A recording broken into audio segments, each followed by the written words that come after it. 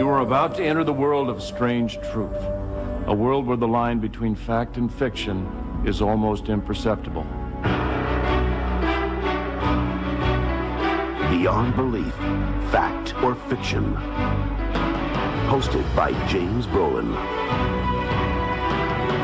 We live in a world where the real and the unreal live side by side, where substance is disguised as illusion, and the only explanations are unexplainable. Can you separate truth from fantasy? To do so, you must break through the web of your experience and open your mind to things beyond belief.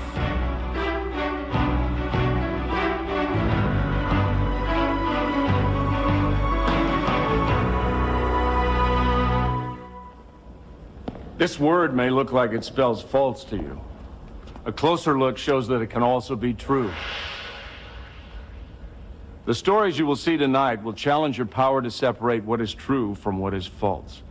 Each story may seem to you beyond belief, and in fact, some of them are totally fictitious, created solely for your entertainment. But others are inspired by actual events that have been documented as happening to real people.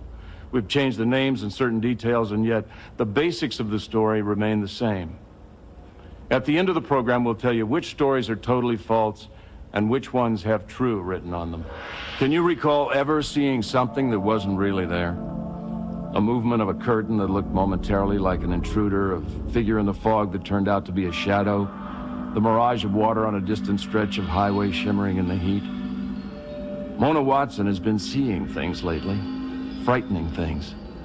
Will her visions turn out to be reality? Or just another illusion? The world seemed to be closing in on me that spring. Things weren't going so well in my marriage. Plus, I'd lost my mom and dad within months of each other. Years ago, I'd had what everyone called a nervous breakdown. I was even hospitalized for it. I'd come back from that living hell, but lately I'd been experiencing a disturbing hallucination. I only saw it when I looked into the mirror in our second-floor hallway. I was terrified about my mental state and about that frightening image that I couldn't get out of my head.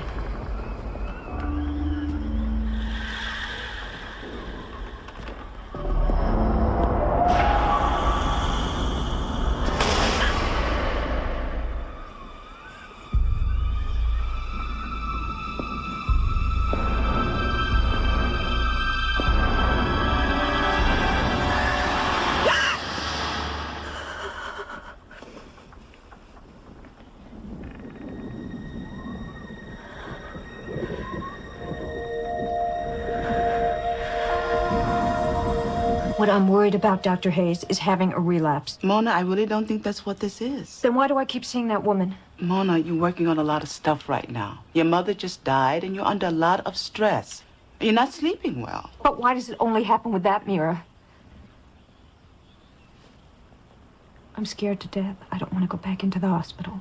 The chances of that are so slim, Mona. Look, you're stronger than that. Well, what if we got rid of the mirror? I'm all for that. I don't think the mirror is the problem, Mona. Now, look, I want you to go home and get some sleep. Call me tomorrow. We'll talk about it some more. That night, I did everything I could to delay going up to bed. I knew the doctor was right. I had to conquer my own fears by myself. But I just didn't want to pass that mirror again, so I rearranged the things in the house because I couldn't rearrange the thoughts in my head. Mona, I thought you said you were coming to bed. I'm coming right now. George was already in bed. My fear of the mirror was doing nothing to solve the very real problems we had in our relationship. Yet deep down, I felt we still loved each other, and I wanted to be a strong partner for him. But I felt myself losing him and my mind at the same time.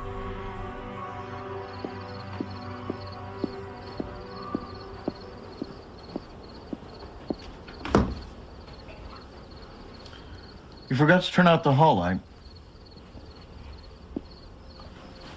Do you want me to do it? No. Get it. I knew that George was trying to force me to confront my demons. He just didn't know how real they were to me.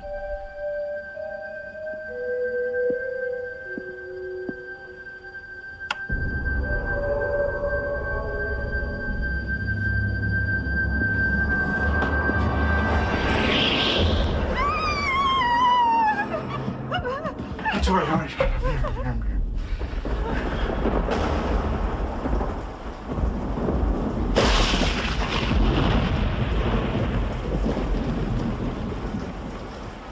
The bad weather continued all month long, and then a major storm hit that was stranding commuters like George in the city. Hello? Oh, George, hi. Uh-huh. Well, then when are you going to be home? Can't you come home tonight? Are you sure? Oh, George, please try. No. I'll be fine. Yeah. I'll just sleep with the lights on.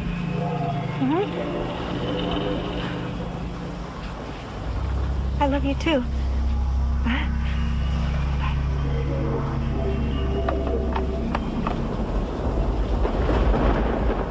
I was trembling inside, but I was determined to hold on to my sanity.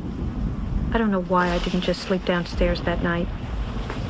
Guess I didn't want George to come home and find me there.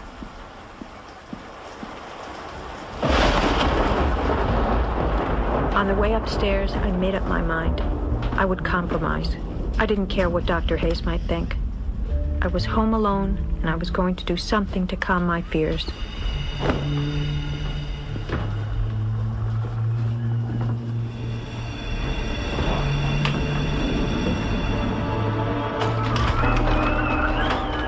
I've replayed that night's events over and over in my head, and it's as real to me now as it was on that terrible evening.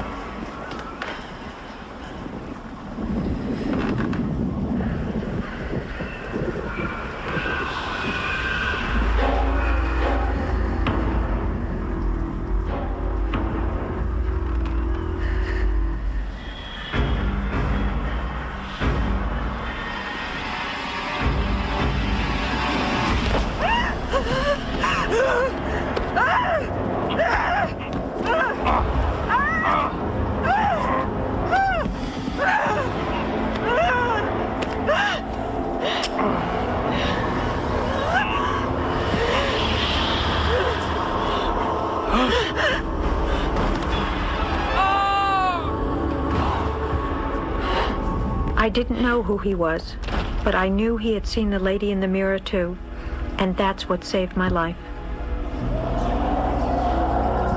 The Prowler was picked up a few blocks away by the police, talking incoherently about the woman in the mirror.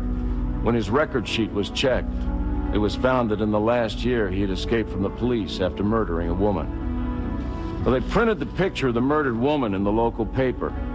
Mona saw it and recognized it as the same woman she had been seeing in the mirror. Well, after that day, she never saw the image again. Is this story inspired by actual events, or merely smoke and mirrors?